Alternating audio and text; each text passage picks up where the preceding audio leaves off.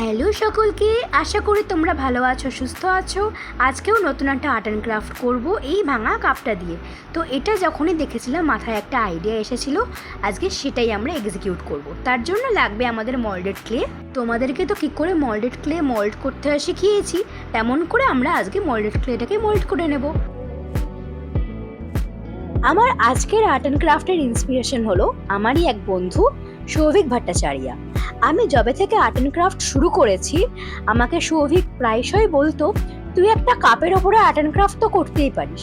আর যেমনটা তোমরা জানো, আমি তো নতুন জিনিস নিয়ে কখনোই আর্ট অ্যান্ড ক্রাফট করি না, পুরোনো জিনিসগুলোকে রিসাইকেল করতে আমার ভালো লাগে।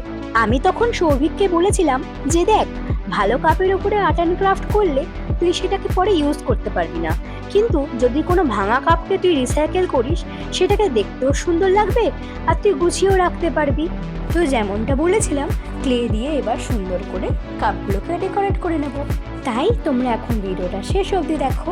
আর হ্যাঁ, আমি সৌভিককে বলেছিলাম যেদিন আমি এই কাপ নিয়ে আর্ট অ্যান্ড ক্রাফট করবো, সেদিন একটা কাপ তোকে ডেকোরেট করে অবশ্যই দেব। তো ভিডিওটা তোমরা এখন শেষ অবধি দেখো।